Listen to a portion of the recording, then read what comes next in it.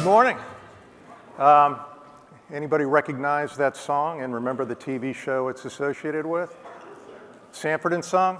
And the message is one person's relics is another person's gold. We're going to talk about TDM switch decom acceleration this morning. And we're going to talk about making it cool again, because that's what we're trying to do at Verizon. So let me dive in.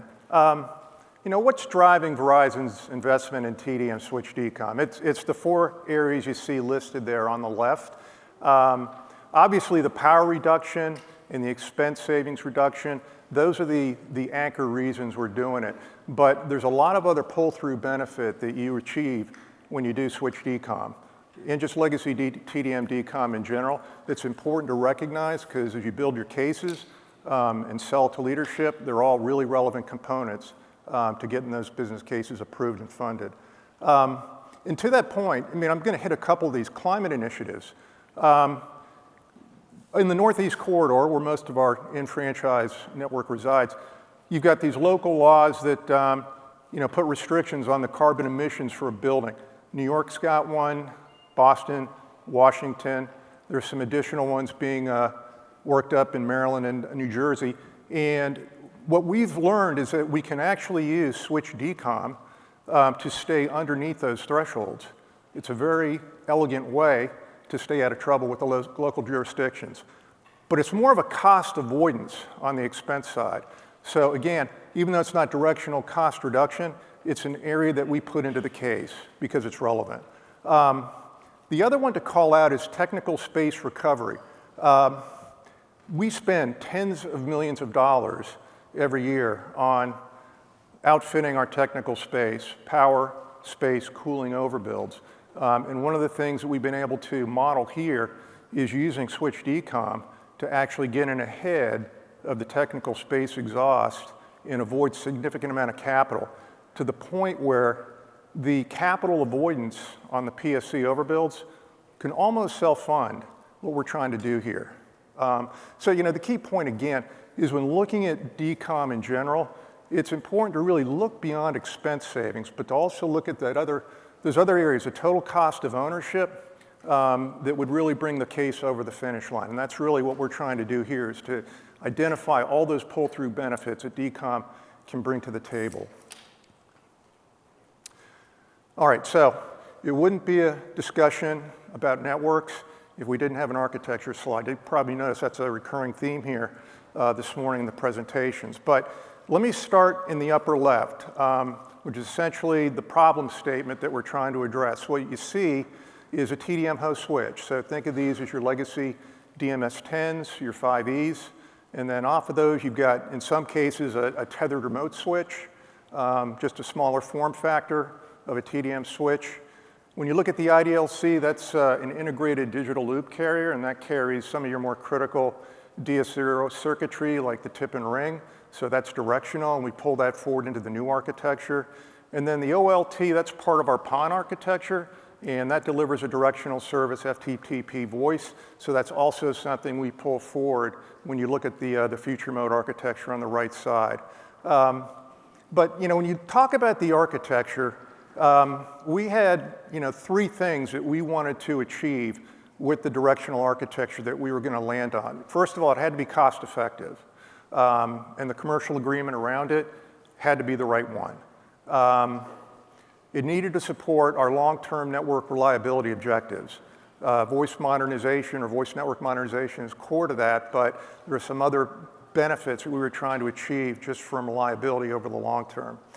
And then lastly, the architecture, and this is probably most important for what we're trying to do, it had to give us an opportunity to radically compress our current switch build and decom intervals. So that's what we were trying to solve here with that new architecture. The other critical objective I think is really important to call out is we had to find the right vendor that could scale its production to support the higher annual switch decom targets that we were striving for. And why is that important? I think you heard it in maybe the fireside chat. We've got a few thousand TDM switches. At the rate we're churning through decom, I mean, it's going to be a generation before we get there. So we really had to find a way to do this at scale. And to us, at scale is several hundred a year, because that's the only way we're going to get this out before these things turn to dust. So in the end, we're leveraging an end-to-end ribbon architecture. It more than satisfies our current needs, and probably equally important is that the services package aligns really, really well with our switch decom process, and we've been able to prove that in over the last few years since we've started the program. So, that's where we're at. And if you look at the right side on the architecture, you'll see, Dustin mentioned it, it's really anchored on the G5. But we also leverage incremental G6 ports and then the C20. And we'll be, migrating over to the virtual C20 here in early 2025. So, in addition to everything I said, Ribbon's investing in the technology roadmap, and the roadmap is going in the right direction for us as well. So it's a really good fit and a really good partnership. Okay, let's talk about process, because when you think about what we're trying to do, having the right architecture is critical, but having the right process is another critical component in the end-to-end recipe that we were trying to achieve. So what this slide shows is basically the 7 serial steps we follow to plan, communicate, build, and implement a switch decom. Really nothing insightful about this, but the point that I'd want to call out is that it's been a very effective process. We've been using this for 6 to 8 years. We've decommed over 400 switches following this process. But that said, again, we needed to make one change to the process to drive that step function improvement in interval compression. And that is to eliminate the OSP build. So one of the things that we had been doing is we've been trying to build fiber, do a lot of copper to fiber migrations, and integrate that with switch decom. Great idea, and it's worked well, and we're going to continue to build fiber where it makes sense, but what we really wanted to do was to separate the central office fiber build initiative from the switch decom program. And essentially what we'd be doing here, and what we're doing now going forward, is we're going to be trading investment in fiber for investment in additional ribbon hardware. So a very logical trade-off from our perspective. So, essentially, and here's, I guess, the point to make is that in today's process, we leverage those fiber builds and migrations to limit the G5 acquisition to 1 G5 per TDM switch. So that's the rub. Tomorrow, if the TDM switch requires multiple G5s, we're just going to pick up the phone and call Bruce and Dustin and order them. And at the end of the day, that's going to accelerate the program. It's going to accelerate value within what we're trying to do in our decom program. And just to go a little deeper on that, so this is a double click on that previous slide. It goes a little deeper into the process, but it's really intended to show the impact of the decision that we made here earlier this year and how it's going to translate into more decom. So what this is showing is the intervals for both the present and the future mode process. And at the top of the slide, you can see the lengthy intervals that we required to build the fiber and progress the migrations to a point where the switch decom can commence. So if you look at that, it's roughly, on average, anywhere from 18 to 48 months to get to that point where we could start doing the switch build and the switch decom. So what we're doing here is, if you focus on that red box, that is the critical path steps needed to build and implement a switch decom. So you can see, by divorcing the fiber builds and migrations, we can compress the switch build and decom intervals down to 6 to 12 months. And the great news for us is that we just hit a major proof point last week. Since we executed that deal in April, we've deployed several hundred G5s, but we just cut over our first switch, first week in November. So we proved to ourselves we can actually do this. And now we're trying to scale it. And to that end, we've got another 10 switches that we're going to cut over between now and the end of January. And it only grows from there.